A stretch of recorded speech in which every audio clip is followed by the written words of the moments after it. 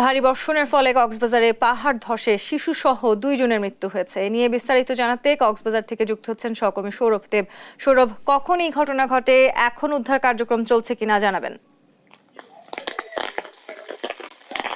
হ্যাঁ তন্নি, ঘটনাটি ঘটে আজ সকালেই এবং আপনাকে একটু জানিয়ে রাখি, মাঝখানে 2 দিন বন্ধ থাকার পর গতকাল মধ্যরাত থেকেই কক্সবাজারে ফের টানা বর্ষণ শুরু হয়েছে এবং এখন পর্যন্ত সেই বর্ষণ চলমান রয়েছে এবং আজকে সকাল নাগাদ এই পৃথক পাহাড় ধসের ঘটনা দুটি ঘটে এবং দুটি ঘটনায় এক গৃহবধূ এবং এক শিশু নিহত হয়েছেন এবং আমাদেরকে স্বজনরা যেটি জানিয়েছে যে গৃহবধূটি সকালে ঘুম থেকে উঠে সকালে এর পরিবারের জন্য খাবার তৈরি করছিলেন।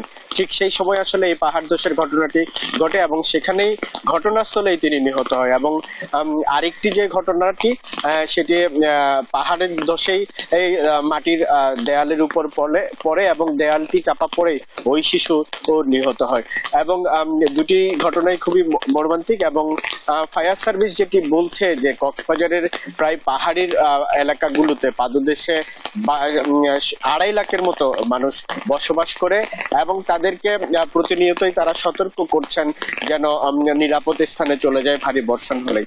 তবে কক্সবাজার পৌরসভা সহ অন্যান্য যে সরকারি দপ্তরগুলো রয়েছে তারাও এই সচেতনতা কার্যক্রমগুলো চালাচ্ছেন, কিন্তু জনপ্রতিনিধিরা বলছেন যে কি এইসব সাধারণ মানুষকে বারবার বলার পরেও তারা নিজ বাড়িঘর ছেড়ে আসলে যেতে চান না, যার কারণে এই ধরনের একের পর এক ঘটনাগুলো ঘটছে।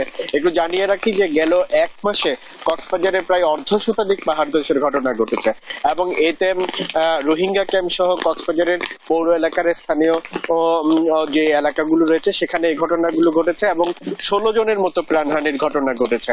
তো এই ঘটনাগুলো বাড়ছে এবং কক্সবাজারে আরেকটু জানিয়ে রাখি যে যে নিম্নাঞ্চলগুলো রয়েছে সেই নিম্নাঞ্চলও কিন্তু প্লাবিত হয়েছে এবং ইতিমধ্যেই পানিবন্দী হয়ে পড়েছে প্রায় কয়েক হাজার পরিবার এবং কক্সবাজার পৌর এলাকায়ও ড্রেনেজ ব্যবস্থা ভেঙে পড়েছে এবং সড়কগুলোতেও পানির থই থই করছে এবং বেশ কয়েকটি সরকারি দপ্তরেও পানি ঢুকে যাওয়ার ঘটনা ঘটেছে।